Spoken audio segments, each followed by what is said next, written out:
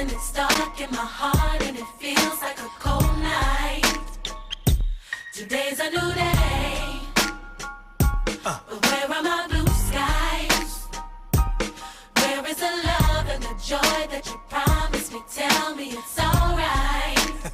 I'll be honest with you. I almost gave up, but a power that I can't explain fell from heaven like a shower now. When I think how much better I'm gonna be when this is over. I smile, even though I hurt, see I smile. I know God is working, so I smile. Even though I've been here for a while. What you do? I smile. Come on and Smile. It's so hard to look up when you've been down. Sure would hate to see you give up now. God's people. You look so much better when you smile. So smile. Now every day ain't gonna be perfect, but it still don't mean today don't have purpose. Come on. Today's a new day, but there is no sunshine. Nothing but clouds and it's dark in my heart and it feels like a cold night. It ain't easy, but Today's a new day, but tell me where are my blue skies? where is that love, y'all? Where is the love and the joy that you promised me? Tell me it's alright. The truth is, I almost gave up, but a power that I can't explain that Holy Ghost power, y'all. fell from heaven like a shower now. Now I know we've been hurt, y'all, but still, I smile, come on. even though I hurt, see I smile. Y'all feel that? I know God is working, so I smile. Even though I've been here for a while. Still, I smile, hallelujah. smile. It's so hard to look up when you've been down. Sure would hate to see you give up now. God's people, You look so much better when you smile. let's go. Smile for me. Whoa. Can you just smile for me? Whatever you're in right now, Smile for me. smile. Can you just smile for me? And my people say, You look so much better when you. You look so much better when you. You look so much better when you. I say, You look so much better when you. and while you waiting, You look so much better when you. yeah, and while you praying, You look so much better when you. look in the mirror. You look so much better when you. Always remember, You look so much better when you smile. come on. I almost gave up. I almost gave Power up, that I can't explain. but that Holy Ghost power, y'all, Fell from heaven came like down a from heaven. shower down. Hardships, difficulties, Right now, tears, storms. This is what I do. I smile. Even though I hurt, see I smile. But that feels good. I know God is working, so I smile. All things are working. Even though I've been here for a while, Still, I smile. Smile. hallelujah. It's so hard to look up when you've been down. I know it's hard right now, Sure would hate to see you give up now. because you're a winner. You look so much better when you smile. You look better. So smile. Dallas, You look so much better when you. New You Orleans, look so much better when you. come on, You Cleveland, look so much better when you. You Detroit, look so much better when you. yeah, You look Philly, so much better when you. Jersey, So much better when you. LA. So much better when you. All my people say, You look so much better when you smile. see, I just don't want you to be happy, because then you gotta have something happen then. I want you to have joy. Well, the legendary Kirk Franklin has a powerful message with that record. You look so much better when you smile. Regardless of what you're dealing with right now that is causing you to frown, I can tell you for free that once you smile, there's the beauty that comes with that, and I'm sure you would love to see yourself, wearing a beautiful smile this morning. 19 minutes gone past the hour of 10 a.m. And this morning, I want to welcome you to yet another edition of Solutions Clinic, where we get to talk about everything and anything health, because your health is indeed a priority. Hope you had a great weekend. Welcome to the show. My name is Vic Riches. Good morning to you.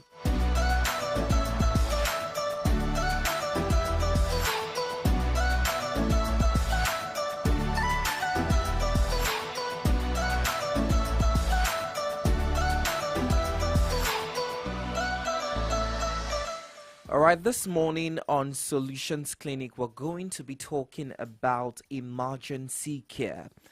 Emergency care refers to the immediate medical treatment provided to individuals who are facing sudden illness or injury.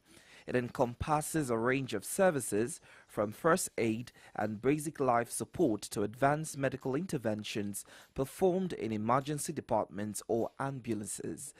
The goal is to stabilize the patient and address their urgent medical needs as quickly and effectively as possible. As you know, last week Nollywood was thrown into mourning with the death of legendary actor Junior Pope and 4 other crew members as a result of drowning. After rescue, could emergency situation could it have been handled better? That's the conversation we'll be having this morning, using that as a spotlight.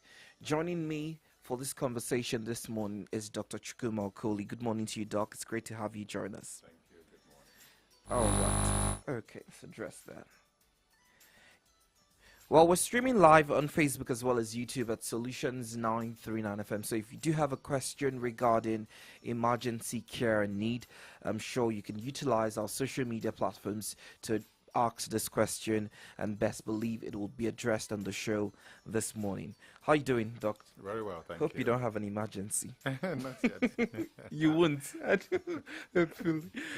All right, so let's talk about some of the common emergency situations that we experience here in Nigeria. All right, thank you. Well, let me start with the commonest one. The commonest emergency situation are road traffic accidents. All right, which, of course, you don't see that coming. It just happens, and then the next, you want to, first of all, bring those people out of where the wreckage is, or take them off the road, and then take them to a nearby hospital, which is one of the actions or things that the road safety, or one of the bases for which road safety was formed. Anyway, apart from evacuating the cars, is also to keep the roads safe, and then to also keep the citizens safe from further damage after one that has happened. So RTA, like we call it in the medical world, is the commonest emergency that we have. Aside from that, in children, you have febrile illnesses, like anything relating to fever.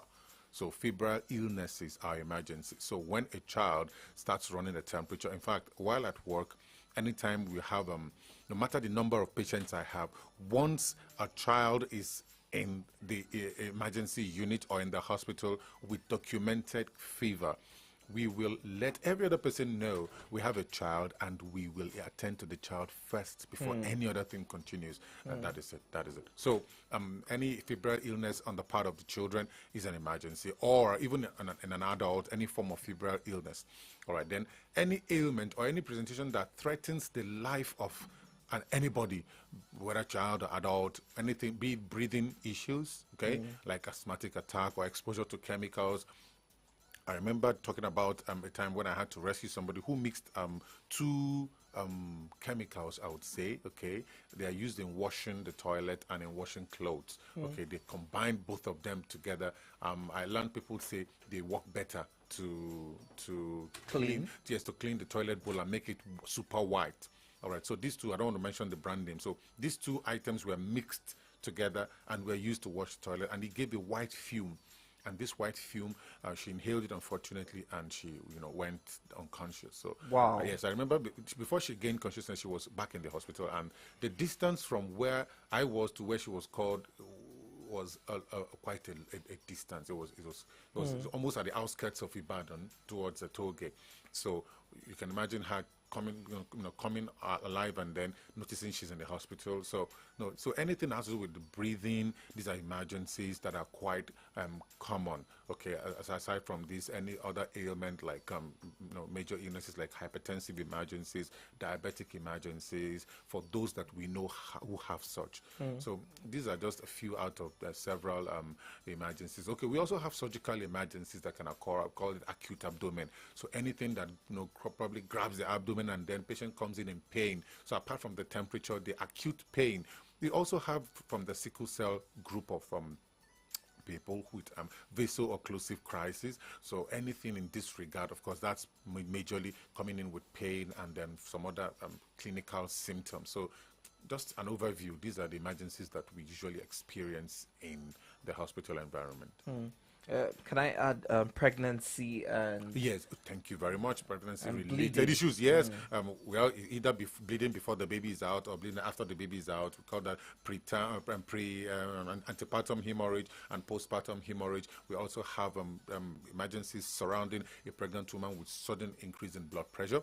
Okay, talking about BP issues, okay, yes, it could also happen in pregnant women where they have high blood pressure, either pre-eclampsia, okay, like it's usually a pair of pregnancy-induced hypertension. So, yes, these are part of the emergencies that we see basically in the hospital. Awesome. Let's use the case study that I mentioned, of the Nollywood actor Junior Pope and crew members who died as a result of a boat capsizing and they drowned. Most people on social media have clamored that the first result should have been, when their bodies, of course, were rescued, should have been CPR. Yes. And but I think the question here is, can a non-health worker perform CPR? Thank you very much. At this juncture, please, if you are nearby, just give me just a few seconds of your time. CPR is called cardiopulmonary resuscitation. Anybody can do a CPR. As a matter of fact, I've had to do CPR before I knew I was going to be a doctor, all because I saw it in a film. So when I saw them pumping the chest of that person and somebody putting the mouth on the person, but I noticed that they did it in fashions. This one will pump, and then this one will breathe, and then the same person will put, like it's two people. One will kneel down and then put the hands over the other hand. Now, this is it. Anybody can do a CPR. All you need to do is first recognize that this person is probably not breathing. Then the next is you put your ears to the chest. Is there heartbeat? Once there is a heartbeat, you need to do a cardiopulmonary resuscitation. Put your hand over itself, one hand over the other one, and place it on the left side of the chest. Left side of the chest. On the left side of the chest, facing the left shoulder.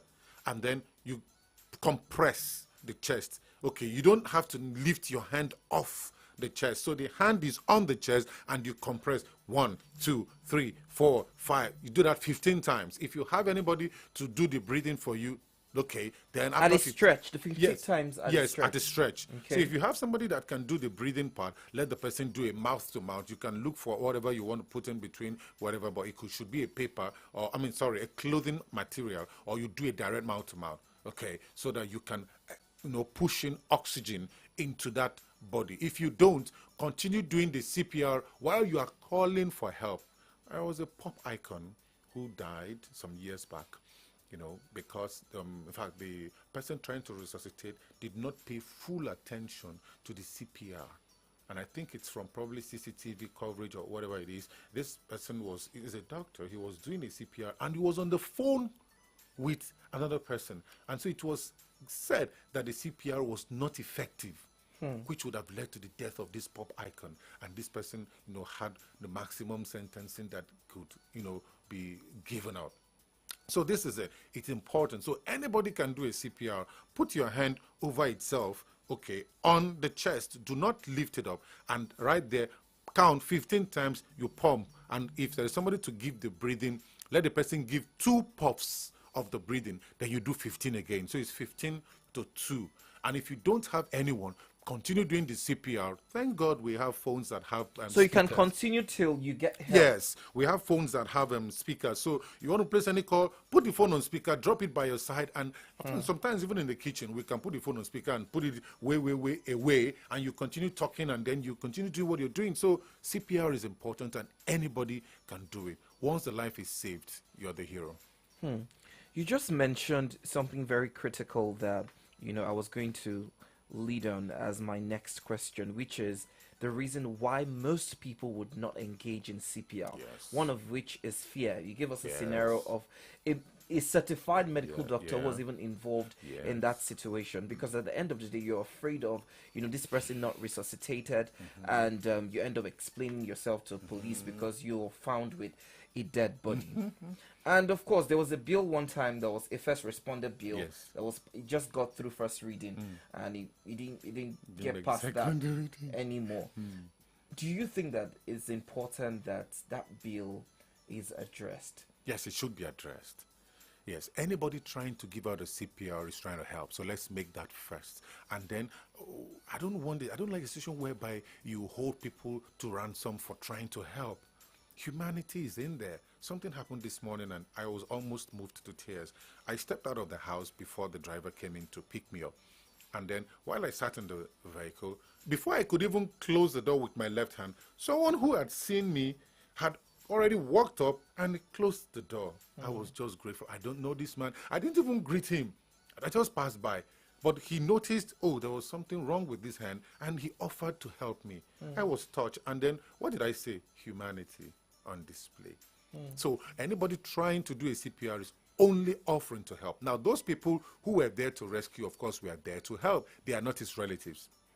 They were there to help. So at no point should anybody be judged for trying to help. All we just need to do is let everybody learn. I told myself, maybe it's high time I learn a few things about swimming and water. I just told myself that I think I should. So I just need to probably, maybe something that is just like 4 feet to, and then I will take a lesson. I don't mind, I'll pay. It's good to learn all these things. It's not because I don't like swimming. I don't like water bodies. I don't know, but I've thought about it as well. Yes. It's a skill that you must have. If I need to, I have to. So that, God forbid, I've seen all these actors and then they jump from the top of a high-rise building down to the bottom of an ocean, and then after some time you see them, they will float to the surface. And I'm like, how did you guys do it? It's something you can learn if you have to, please. So learning CPR, you don't need to go to school for it. You don't even need to be certified to offer CPR. Fine, we have medics, paramedics, and we have all those people who do the stuff. Yes, but should you wait for them to come? This is always the issue. Always saying, let us wait for the ambulance. No. And then we live in a world nowadays when people are quick to pull out their phones before they are quick to lend their hands. I've seen accident sites where people are brought out and then they are parked in one corner. I remembered one that happened. It was 2003. Yes, I think 2003. In one town in Oyo State, and then I was there, and then they were brought in this traditional vehicle they call pong pong that they use in loading people to the farm, to sites to work. Now it was bodies that it said the trailer loaded with bodies rolled over. So they felt probably most of them were dead. So they were brought in bodies. And then I stood there. I was just, I think I was just in part 4. And then, of course, part 4, I've not even finished medical school. But all I could do was to tell one of those, I said, please, can you just use stethoscope to confirm all these people? Because the next thing we're going to do is to move them to the mortuary.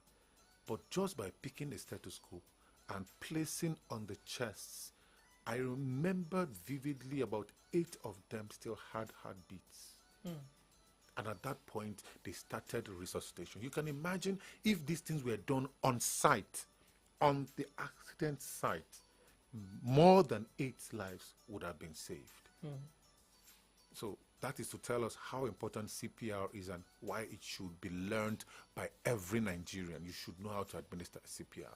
You should know how to. And that's just what I told you. If you want me to say it again, I'll say it again and again and again. It's very easy to do. Just put your hand, one hand over the other, on the left side of the chest, not the abdomen, the chest. Please, at this juncture, gender is not important. So be it a male or a female, put your hand on the chest, the left side of the chest. You can point that hand towards the left shoulder and then press them 15 times. Do not lift your hand off the chest.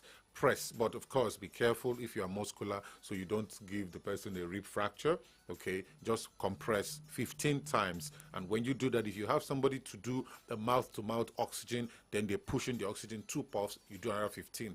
If you don't have anybody to do a mouth-to-mouth, continue doing the CPR, the chest compression, until help comes. You will never be wrong for doing this. Fair enough. I think that enlightenment is something that we all need to hear. And if you think that you still need more visual representation, I think YouTube is available Yes, to in fact. Just type in check out CPR. CPR. Exactly. Just type in CPR and then watch. But another thing about the emergency situation that I spoke about, especially with the fear that people have, is the hospitals are also being accused of the same behavior. You hear things like, "Oh, we can't attend to this person unless there's a police report." Has that behavior No, I think that has been changed? sorted Because out. it's That's a been bill right addressed. now. Yes, that has been addressed. It's So a law right now. It has been addressed. I remember an emergency situation. I think it was an accident, yes. And they were brought and they had fractures and all that. We attended to everybody. Sir, at the end of the day, we were not paid a dime. But I don't care. Yes, because the hospital was the nearest to that site. Scene. They were just carrying them and bringing them to us. We attended to every one of them till today. Nobody paid in a But they have dime. family members come. Nobody paid a dime. I mean, I Because make it's bold. been done already. Yeah, of course.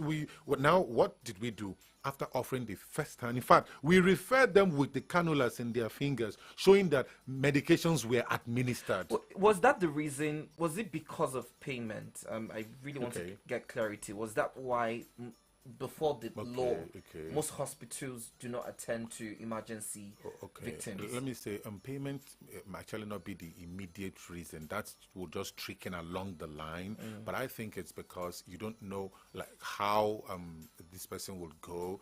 Some of them might have a head injury. Before you know it, they will cone and they may give up right there in front of you. And nobody wants to go pick a dead relative in a private hospital and then be asked, how did it happen? How did the patient get here? Who brought him here? What did you do? And then you start explaining for what you were just sitting in your office quietly and you were called to help.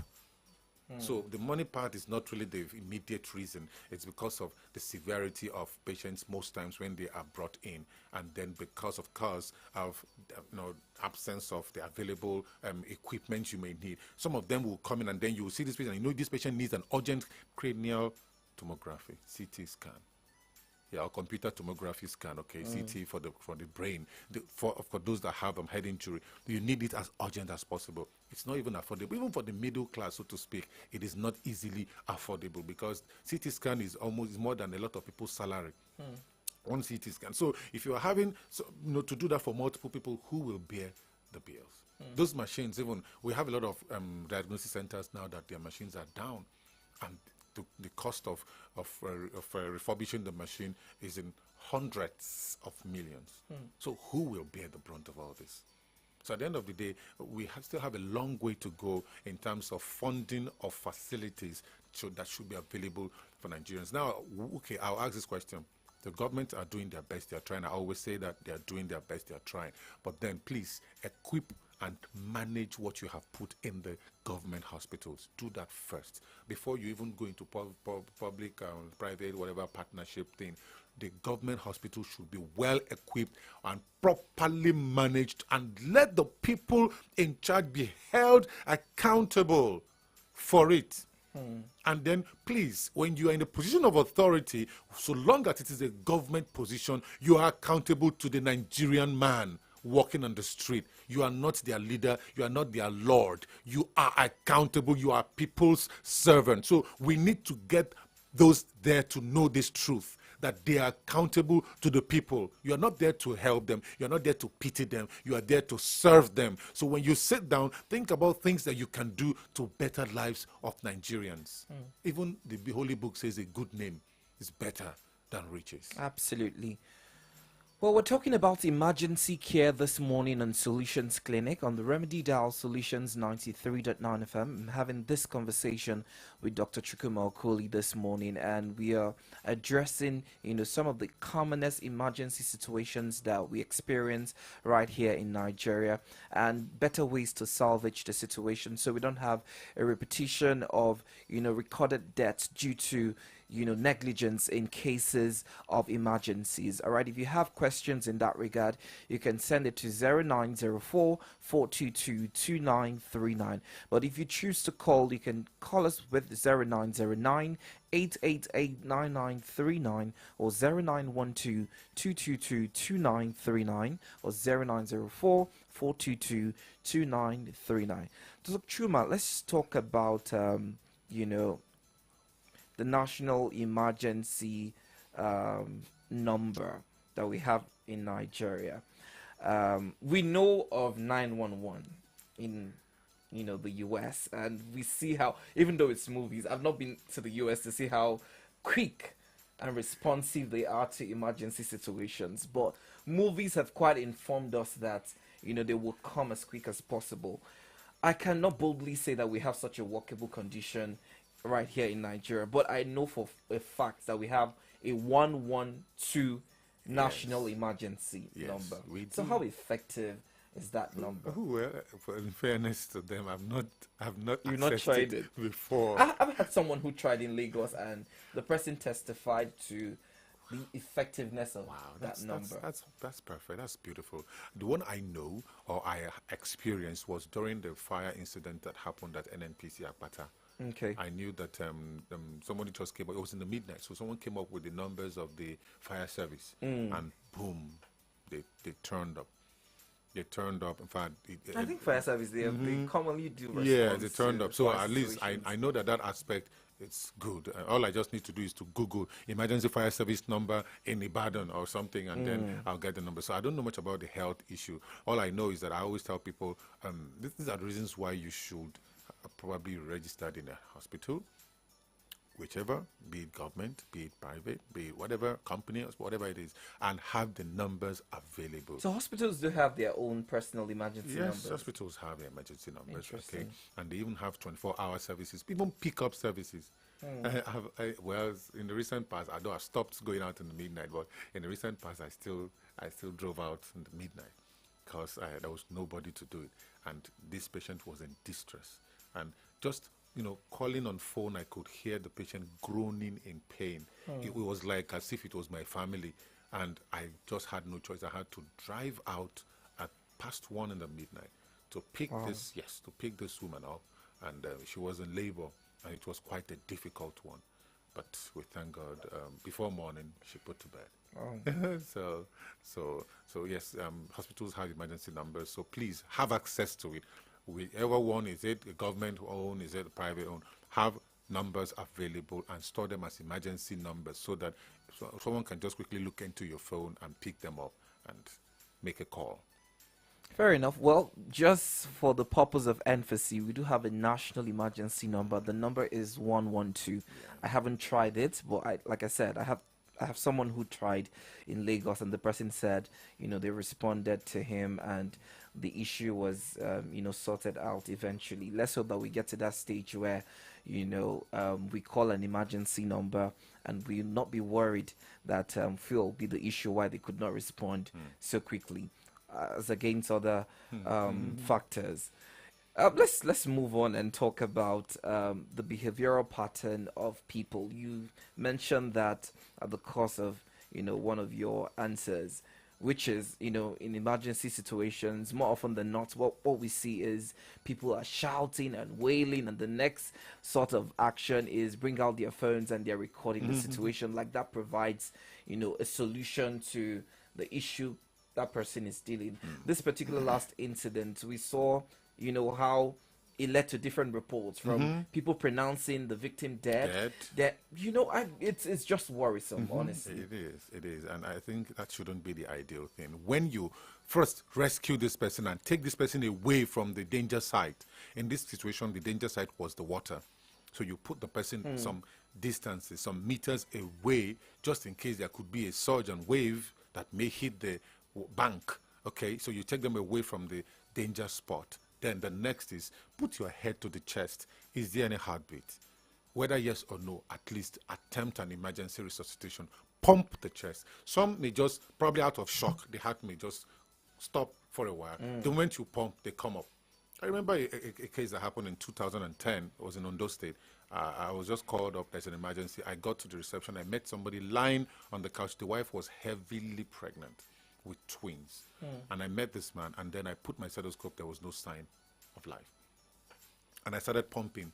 While I was pumping, I shouted adrenaline, and then they brought adrenaline, and miraculously, I got into the heart. I just tried, just once.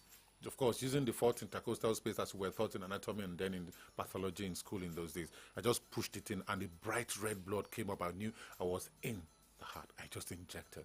This man made it, made full recovery. And I sat down there. That day, as everybody was shouting and dancing and rolling on the floor. In fact, they brought him with a full 18-seater bus loaded with people. How they gathered themselves at past 1 in the midnight was, I now felt probably they were living in civilian barracks where there are lots of neighbors. And this man made full recovery. And of course, in the morning, we had to investigate what could have led to a sudden cardiac arrest in the middle of the night. She just noticed that she went to ease herself, came, and then she was close to delivery. She was even already having labor signs. And you just can imagine what could have led to this. And fortunately, the man made it. So really, it's important that people know what to do. Once you put them away, attempt a resuscitation. You never can tell. You might just save a life like that. I mean, phone at that point is the last thing. During the bomb blast, I was there. I was at the bomb site. I was, in fact, funnily, that evening, I was in my compound when this vibration happened. And I was like, I hope it is not a trailer tire that busted, but this is so loud. So the one at Bodija? Yes. The blast, okay. Okay. And then I just got inside and then opened my phone, and the next thing I saw is what is happening in Ibadan. Oh. And then I checked WhatsApp. I saw a distress voice note, this distress call. Instantly, I called my driver.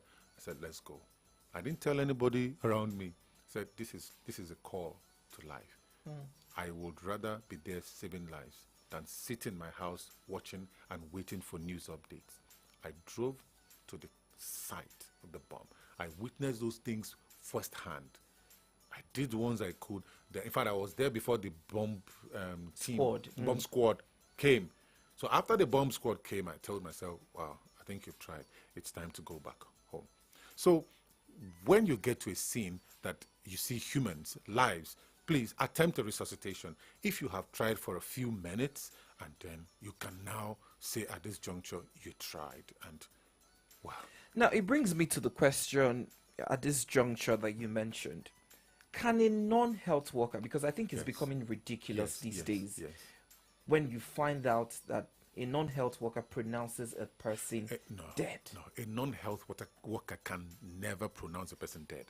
What's your yardstick for making such a pronouncement? Defend it.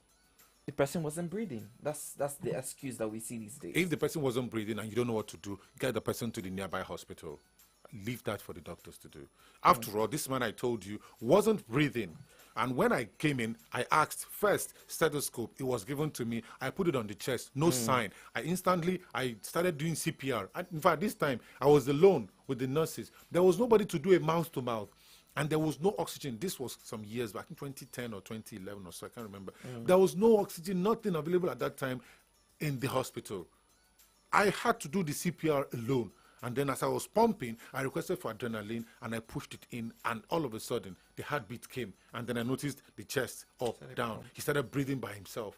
So let the doctors certify this person dead. It is not your turf to say such a person is dead or alive, and the first place you take them to is not the mortuary, not the morgue, but the hospital emergency unit. Let the doctor assess and give the verdict, not anybody.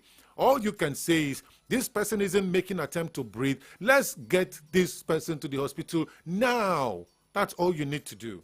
You don't have the right to pronounce. Even the paramedic will not pronounce. They would still take the person to the hospital and let the doctors do the pronouncement. Fair enough. Let's now talk about paramedics, especially here in Nigeria. It's been said and argued that their function is undermined. Even within the health system, they're not so much appreciated as it were. Do we even have paramedics to begin with in Nigeria? Well, at the end of the day, when you ask, you'll see some people that will tell you, yes, they have. Some hospitals, or when you say some people, who are you Well, referring to? at the end of the day, I don't really know where the paramedics are. All I know is that we have people in the hospital who does. Everything's just between the doctors, nurses, and the lab scientists and all. But I can't actually tell you for one that I am aware of the paramedic department or paramedic unit. All I know is I that hear there's I think you're in a band. Okay.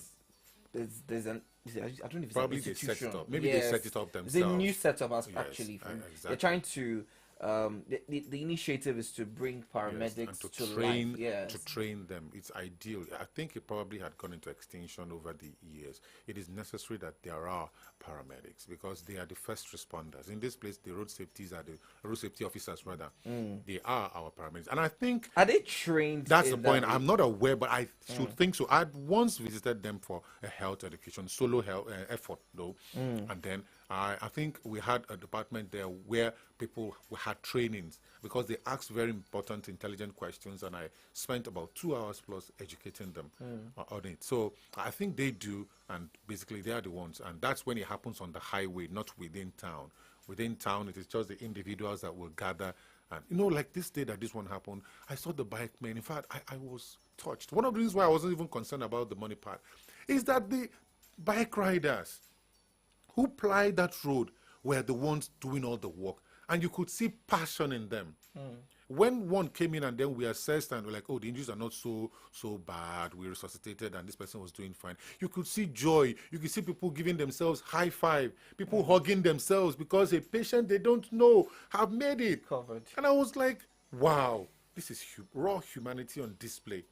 So at the end of the day, all I said is, now we have resuscitated this person. Please transfer to the teaching hospital. Please transfer. And people gladly brought their cars, and we are lifting these people to the teaching hospital. All I said to myself is, service to community. So I'm okay. All I just needed to know is that they were well taken care Absolutely. of. And I got feedbacks, and I was happy. That's all. That's really awesome because I mean we know, like you've mentioned, the financial investment that goes into all that. Are there emergency situations that you can't exactly do anything? Let's take pregnancy for instance. Yes, there are a lot of Is there something that can be done? Eh. Someone is in labor, the person is distressed.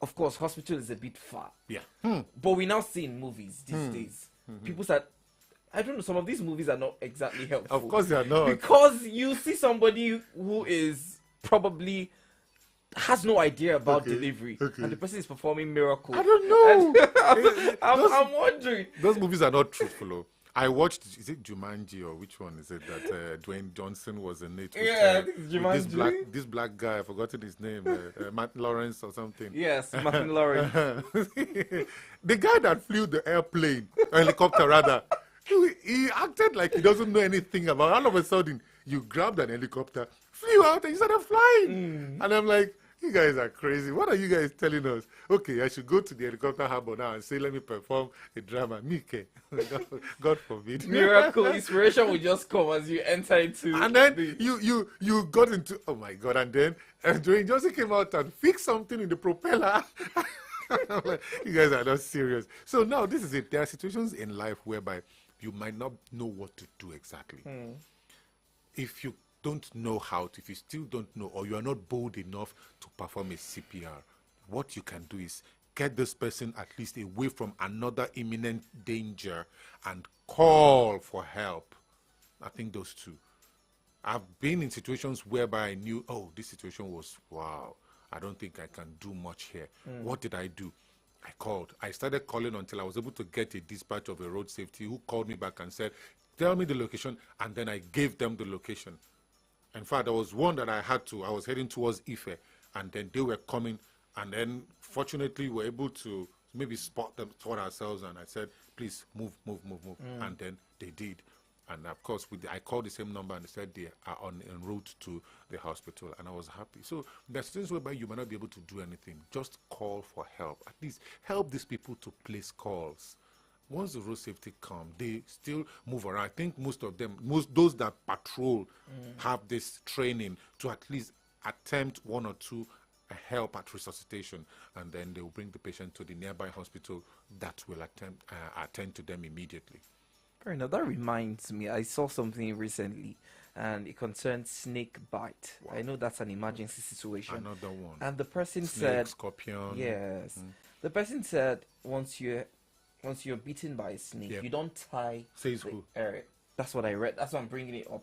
And some people came to the defense of that you don't tie the area. That's what I read on Twitter. You see what we read, and most people, affirmed to it that maybe you block. I don't even. Block I can't even remember. But yes, that's the question. So in situations like that, where you're bitten by a snake or scorpion, what's the first thing to do, before the person is being rushed to the hospital? Well, you can just try to occlude the closest joint to the place and then take them to the hospital for quick intervention. Because some of these reptiles have so terrible that their venom can kill in minutes. So there's not. I actually watched one very crude film. It was in the bush where I think it was a black mamba or something, who struck the man. They actually took a knife and amputated The leg. But it was so fast that by the time they were amputating, this man was dead. Wow. So all I could learn from that clip was how dangerous such reptiles were. So at the end of the day, the best thing, whether you try to tie or you don't try to tie, try to get this person to an hospital for care. I think that's just the best. I mean, but does tying in itself stop That's the a way of movement? it reduce. Most times those things get into the vein, and it is the veins that moves blood back to the heart. So Heart. tying up reduces the backflow of blood, and then as a means of reducing the venom spread away from that spot to other parts of the body. But this is not just to say tie and go to sleep. No, you tie and take them to the hospital, at least for an emergency. So most times the antivenom would have been infused before such slippages or ligatures rather are released. And it shouldn't be for a while so that it wouldn't cause death of that particular part of the body. Fair enough. Lastly, let's just talk about, because more often than not you see sirens on the road, and people are angry because you're making space for a siren to move. You should know that when you hear a siren, is an emergency So situation. you leave the road. So you leave the road. But everybody's this is my lane. What would be your advice to people generally? When you hear a siren, what should be the humane approach to Thank you. situations like that? Please let me make this passionate appeal. Yes, I know people do tend to abuse such. I've seen somebody using an ambulance to go and buy tomato in Absolutely. the market. Yes. So, but then please, just give way first. Because it could just be anybody. It inside. could be your relative. So give way first. Just don't say who is there and what are they doing. You can imagine a road safety carrying accident victims. Despite this siren, they were still shouting, give way, give way. And I'm like, what is all this now? What's wrong with these people? The moment I even heard it, and then I looked up, I already told someone, I said, please, leave the road. By the time they passed, I actually saw these people with their body parts dangling out. And I'm like, are these ones alive? And they were struggling to go through the crowd, and everybody wants to pass. Nigerians are beg. When you hear a siren, give way. Do you even know who the person is? What if it's your sibling? Direct sibling, for that matter. And at the end of the day, you'll be like, I saw them. Oh, they will now call you. Yeah, be coming. Come and identify your own person. God forbid. So let's give way when you hear this ambulance and sirens, especially from road safeties and co passing. Even the Amotek, all of them, they could be carrying people that you care about. So let's just be careful, please. That's my appeal. Thank you very much. Well, thank you so much, Dr. Chukwuma Okoli, for such great insight on emergency care. I do believe that this has been rewarding for you as it was for me. There's a lot that we need to correct in our society. There's a lot that we need to learn. I think that, unfortunately, he had to die for some of us to understand the need to know what CPR is and how to perform it. But I hope that we don't learn another lesson from someone else's death. I believe with this conversation that you make it a priority this morning to go on YouTube, like I said, if you need a visual representation, or from the explanation we've gotten this morning, make sure to know how to perform this in case you find yourself in such emergencies. Nobody prays for that, but it's life. You can just find yourself in situations like that. Well, that's how we draw the curtains this morning. Solutions Clinic makes a return next week, Monday, with yet another insightful conversation in the world of health. My name is Vic Riches. Thank you so much once again, Dr. Chukuma, for being here. You're welcome. All right, have yourself a wonderful Monday. Here's Timmy Dakolo with Nothing They Spoil for God Hand.